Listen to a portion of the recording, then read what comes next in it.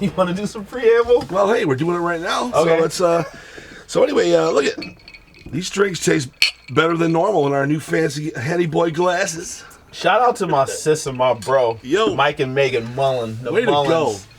Yeah. The Mullins, good people, I'll tell you. Good thinking about that beautiful casket comes in, that little wood. Oh, it's phenomenal. Wood. Yeah, they gave it to me. I was like, oh, guys, a box.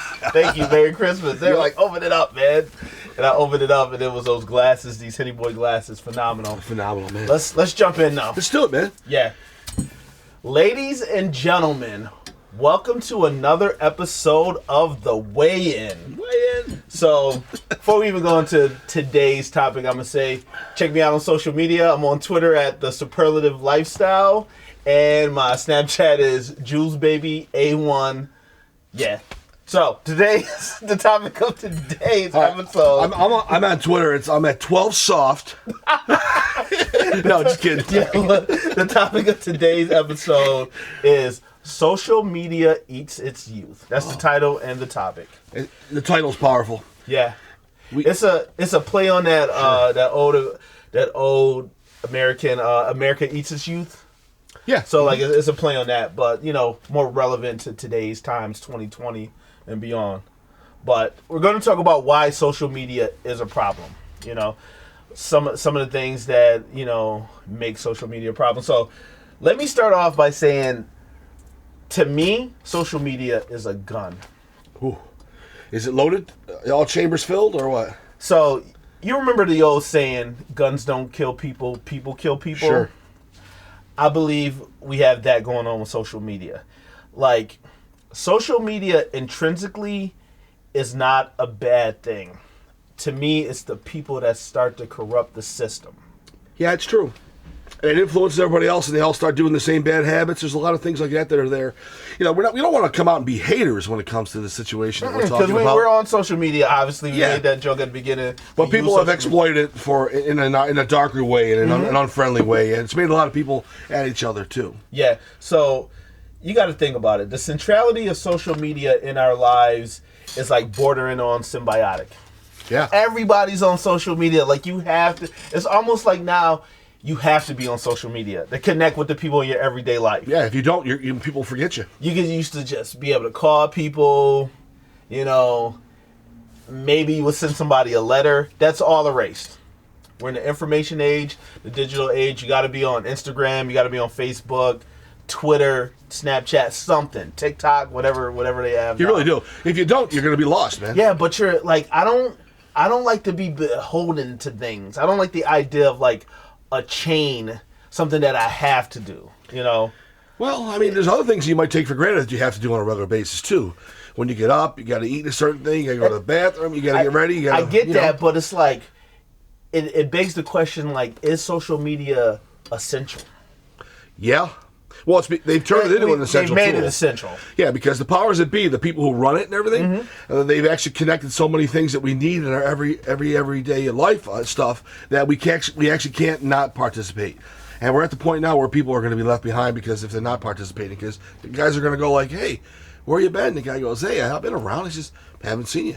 And even I'm not checking the normal ways of contacting people. So you can't back out of it now. And if you do, you are going to be left behind. You're going to be in the rearview mirror. We pushed the Rubicon. We're at the point of no return. See, and that's the problem. It becomes a node for information. So all information is passing through social media, or at least the majority of information is passing through social media. Like, everybody's checking their Twitter. They're not going to like accredited, certified, journalism spots anymore. Well, they're definitely They're not. on Facebook. Like, people are getting their breaking world news from Facebook. And you see the fake ones. It's got a photo. It's made up. It's a GIF, and it's got some text on it. It's not a news thing. No. Somebody created that. Yes. And they repost it like it's real news. And there's no morality or ethics. They'll just post anything, and if you believe it, you believe it. Well, some people say, like, look, if somebody's going to do the research for me and they're going to post it, they've saved me the trouble of actually validating the news. Yeah. Or corroborating the facts, Yeah, but if those people don't vet it, nobody knows if it's real. I know. And then everybody starts sharing it, and Correct. they could be sharing something that's fake. Because one of the things that the internet's actually done, this whole situation we're talking about is it's actually taken out the research part. Like nobody actually goes and finds the news and posts it. Everybody reposts with the share on Facebook, or they repost it on Twitter, whatever it might be. Yeah. And here's another reason why I think we're looking at such a situation with the media being a problem, while social media is a problem. There is a learning curve of social development, which we all go through, and human interactivity. Yeah. And it all starts when we're young. And there's a certain amount of time where if you don't absorb a lot of data in your brain as a youngster, you're going to lose track of exactly how to actually connect with people. And to achieve this, you got to do it 24/7 when you're young, because you cannot be only on a cell phone. Because by the time you're 7, 8, or 10, you're already not going to know how to communicate. You're going to be introverted. You're not going to come out of your shell, and you're behind a wall at the get-go. That's right. That is a huge point you just brought up. Not interacting with people.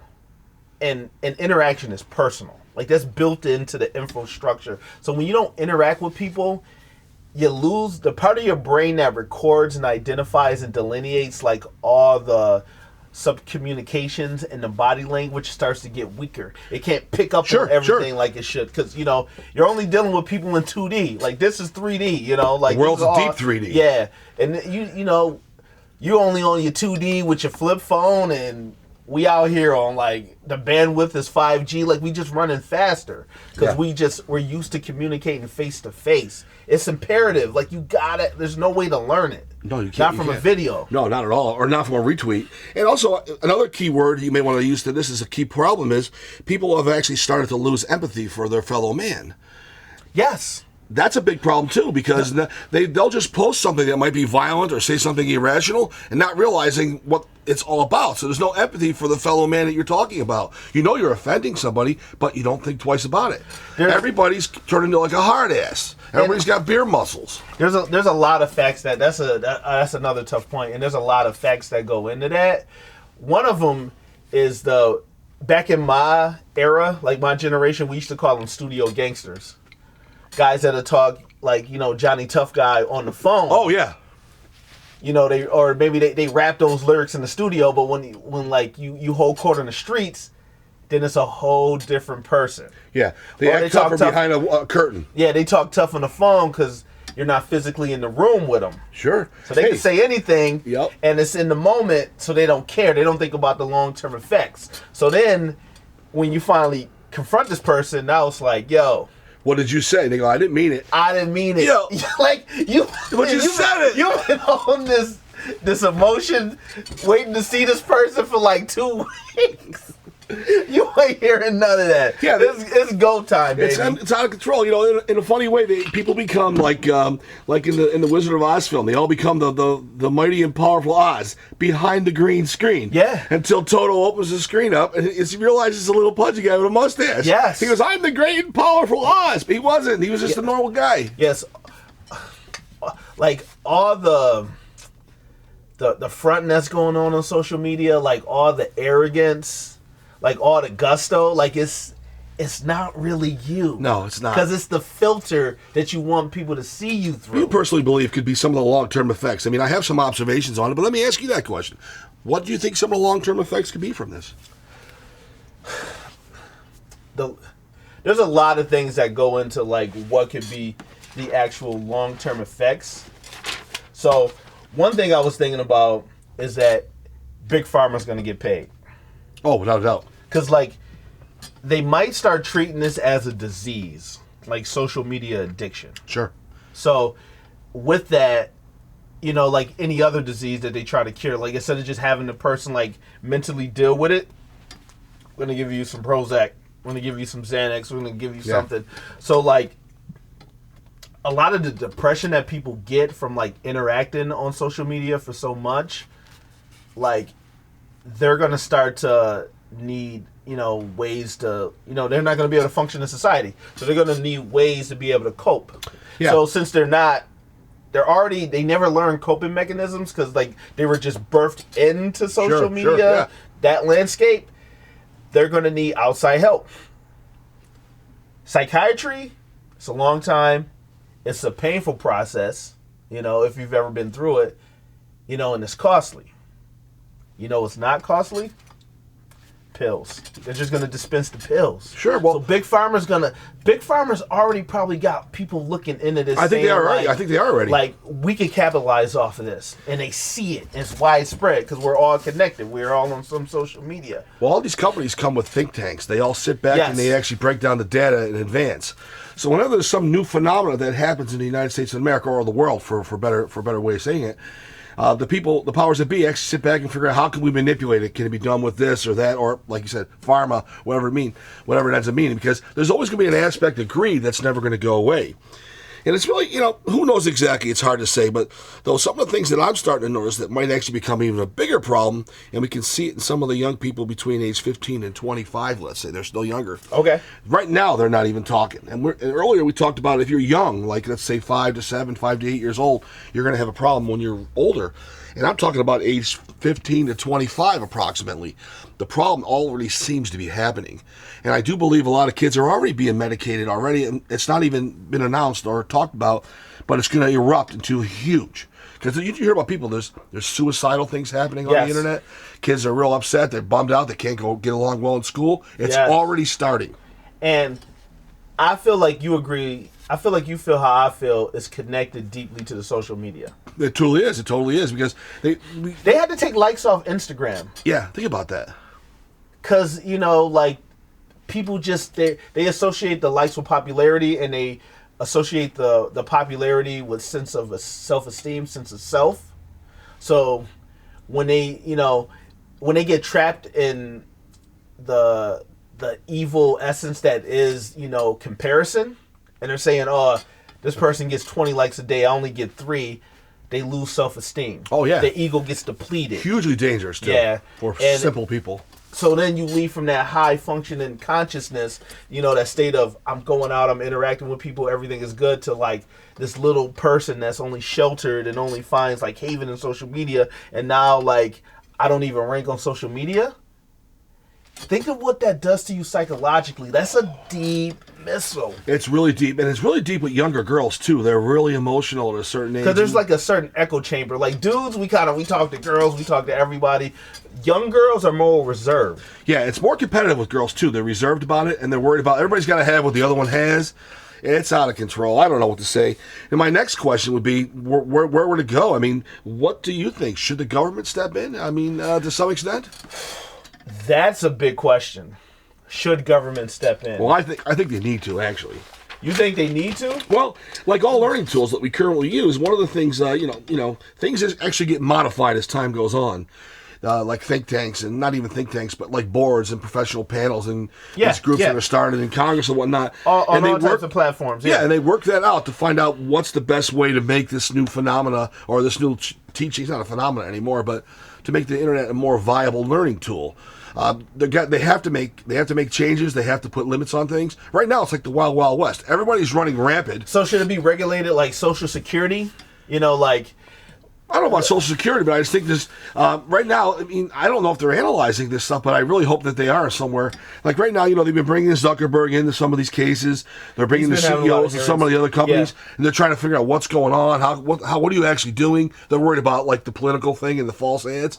It's deeper than that. The political thing and the false ads is only one aspect of it. Maybe there's 10 aspects.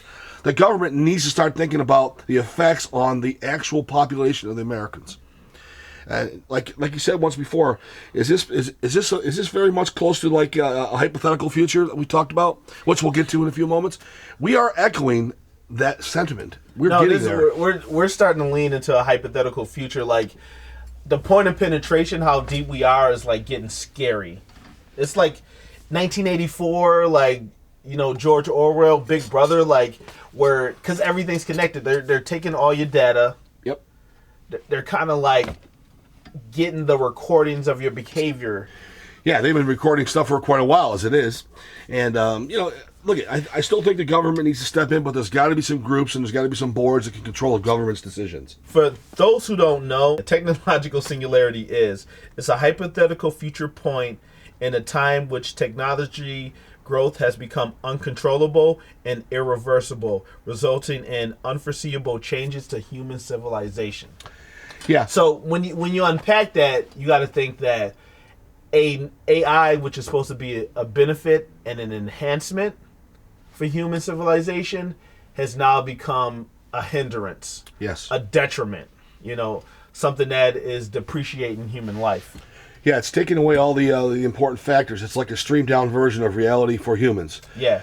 Look, a lot of stuff that we do as humans that older people, not even like ancient people, but just people a little older than millennials.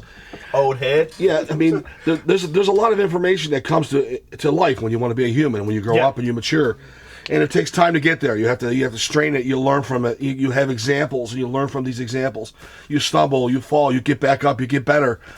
People are just right out of the get-game. Nobody's learning the experience, so they're like jumping ahead. They're playing a game that gives them like a little bit of a warp drive in a Monopoly game. You want to use the warp drive now? Whoop! All of a sudden you're way ahead, but you didn't actually learn the experience. Yeah, because most people look at the summit. Yeah. Simon Sinek, he talked about that in his famous millennial speech, and it has a lot to do with technology and social media. And was that a TED speech? He did do a TED Talk, but he did it on whatever the reductive version of impact theory is. Sure. By Tom Bilyeu. It was his prior show.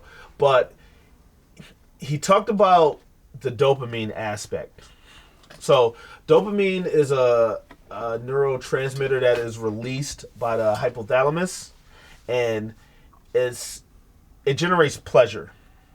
So when your dopamine gets released, you could be gambling, you could be drinking, you could be smoking, you could be having sex. So the same levels and the same amounts of dopamine are getting released when people are on social media. Yes, good point. So as highly addictive as those category of things that I just talked about are, the same addiction level correlates for social media platforms. Yes, that's crazy. So true. That's crazy when you think about it. You broke it down beautifully. Yeah. So, people aren't considering that fact at all. Hold that thought and weave into the fact. There was a Joe Rogan episode. It was 1169, if I'm correct. It had Elon Musk on it, and he brought up a real good point that you and I talked about offline, where he said human beings are already becoming cyborgs. We always have our phone on our person. Yeah, it's not grafted into our skin. It's just not grafted in, but it's as close as it can be. I've always talked about, and I've always said that when the singularity actually hits, it's going to be through social media. Yeah, it's got to be the most easiest. It's going to be something that's we're already connected to, and something that seems so benign. It's something that's with us every day. How could it hurt us? Yeah, and what else would it be? I mean, that is the superhighway of today. It's not necessarily the 90 throughway. Yeah. So are we almost at or beyond a hypothetical future? What do you think? I think we're pretty close. To me, with AI on the outside, I do not believe with AI and AGI that we are in a hypothetical future. But we are getting close to the edges of it. Very close. We're at the doorstep. We're not on the fringes anymore. Like, we've traversed, like we've transcended. Like we're like you said, we're at the doorstep. We're at heaven's gates. Like we're at the gate to something that can be insanely amazing. Yeah, we're like the pipe. We're at the gates of dawn. Or we're at the gate, of Hades, of hell, or something that can be like totally detrimental, and just something that we don't want in our lives. Just horrific amounts of negativity siloed into something like that. We don't want that. We don't want it, but the powers that be that are behind all this work, the people that are sitting back doing the R&D on the projects, they're working on the sentient AI stuff, et cetera, they're working at such a fast pace, such a fast clip right now, that they're not digesting the data that's coming in on the back side of it. They're just constantly moving ahead. I actually find that actually is a situation. Well, can we remedy that situation? I mean, we already said the cat's out of the bag. You can't get it back in. Can't put the genie back in the bottle. Can't break that down without taking into consideration what's happening on the back side of that. They don't care, because honestly, isn't that a recipe for disaster? The exponential rate of growth just feeds into itself. Sure. Well, it's related to greed and big pharma, but isn't that like a dangerous path? Yeah. I mean, no, we haven't been there yet, but this could blow up inside of a decade or so. Care.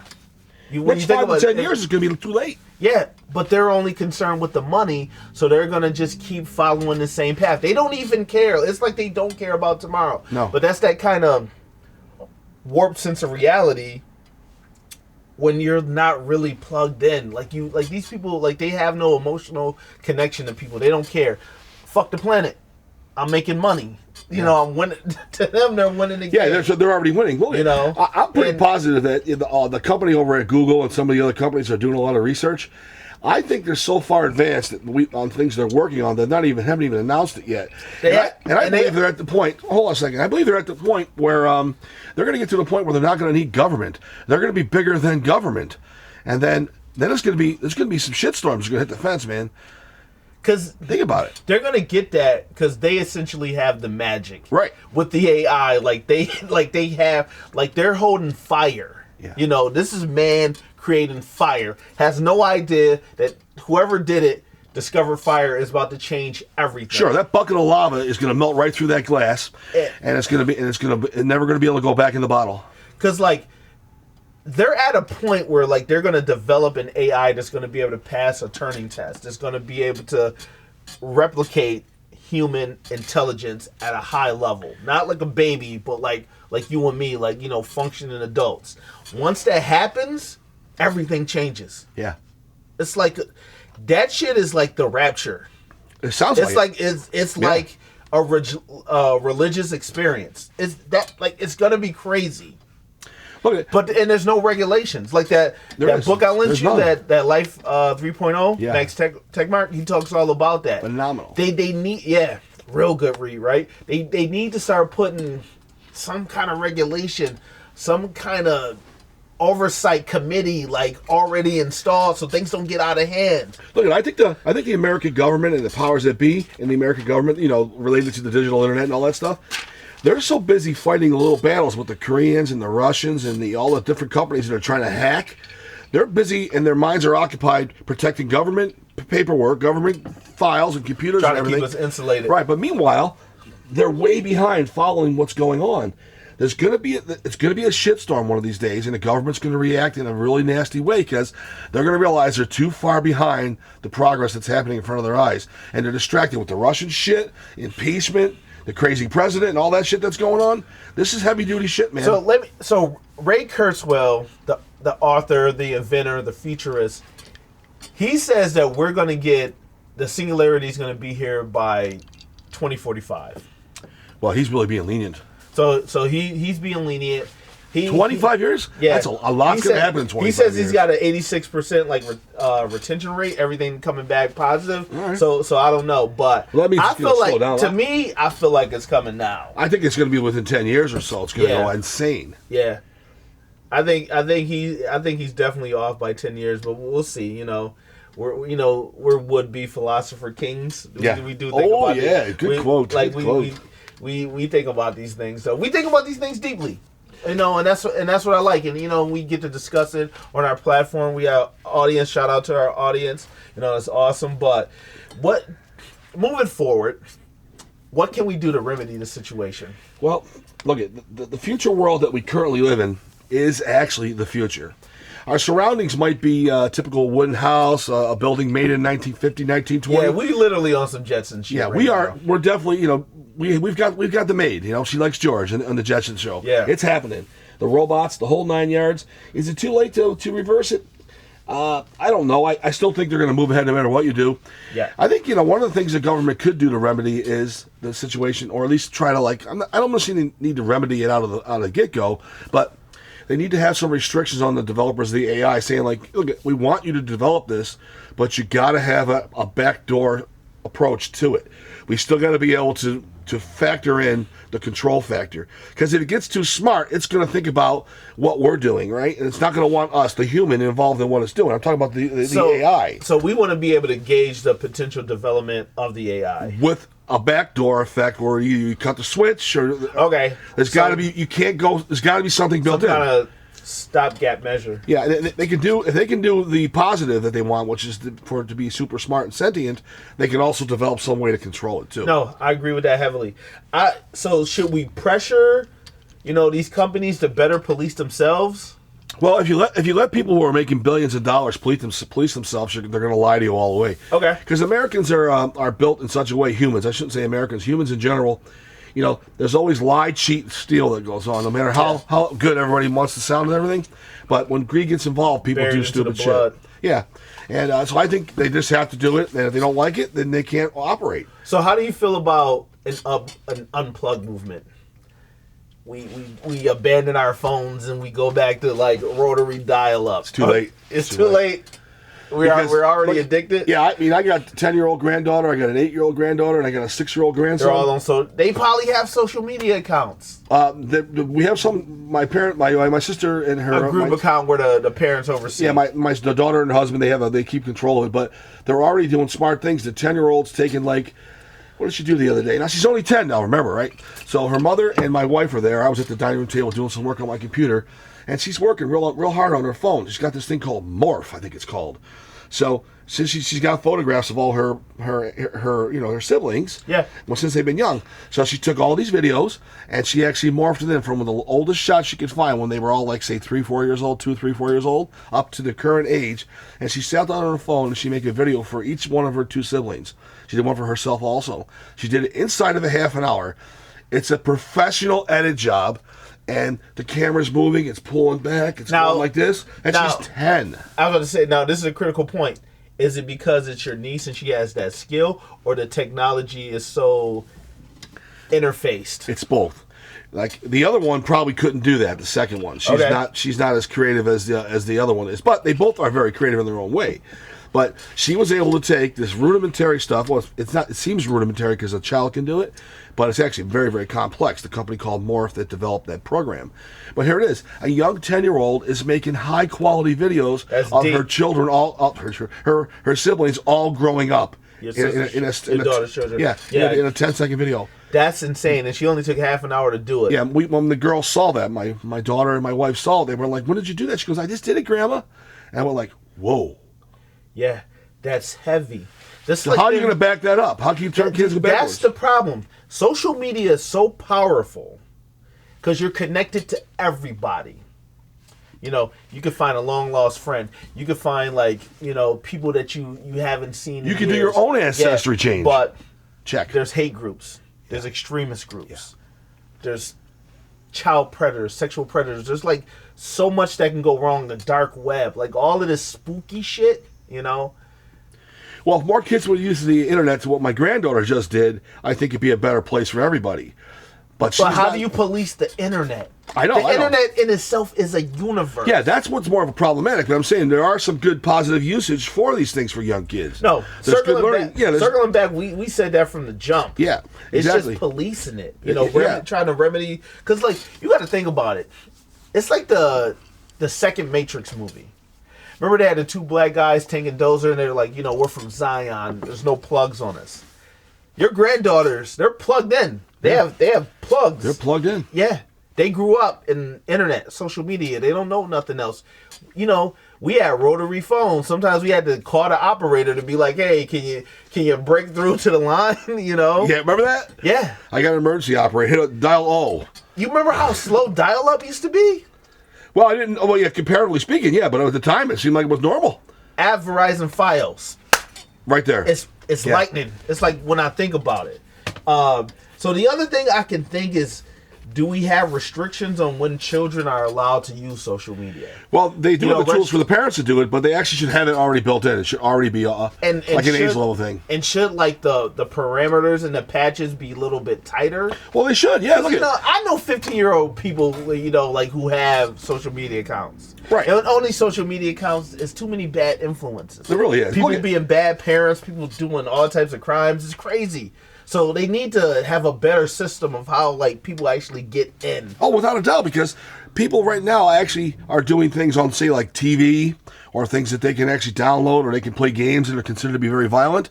There's already restrictions put in place, but people still get around them. But a kid can't get into an R-rated film in a theater, right? So there's a rule there, right, set in place. But that's not on the internet. No, but the internet, if there's a rule in everyday life, then there's got to be a rule somewhere else, too. Why would it just be in one place without the other? It should be. It's not on the internet, but it should be. It should be. That's the thing. Their information diet is full of junk food. Well, that's a great way of putting it, yeah. You know, like they're taking in all this bad and negative energy, you know, whether it's sounds or videos or clips, and they're not getting enough of like the structure and, you know, living tools, you know, knowledge about life. So where they're getting their information from is what we should be putting the spotlight on. Well, if we're able to figure that out, hopefully some of the people in the powers that be can actually analyze that. Look, before we wrap this episode up, I just wanted to also throw in the fact that it's real important is there's always been like people who are bad, they do bad things, they cause trouble, predators, whatever it might be. Yeah. They've always been in our world, but we didn't know about it as much as we do today because now even the predator is on the internet. So we got problems with that too going on. Yeah. They're spying on people, they're trying to hack people, the whole 9 yards. So I just want to mention that too. We definitely have to have some controls. Yeah, the social engineering and all that. Oh, we're going to have to come back to this. We do. We'll add more to it. We'll definitely come back to this. But ladies and gentlemen, that was the weigh-in. If you like what you heard, like, comment, subscribe, and you got anything else? Henny Boy 1, Henny Boy 2, over and out. Over and out. Dig it. Dude, that was a good episode. Oh, it was one of the best. Yeah. That's gonna be dope. We came off. Dude, you know, it actually scares me sometimes when we do episodes like this because I start to think more about the situations that we're talking about. Because you never feel you get as deep as you want. Well, I think we were able to bring out the magic between what we were thinking when we're doing our shows. But when I get your energy, like I'm like, he just put me on something that I didn't even think of. So I don't feel like I got as deep. Well, we'll definitely have to do something in the future, maybe about the technological singularity. We can spend an episode on that by itself. I'm looking forward to it. We should definitely. Good call. Count it. It's a deal.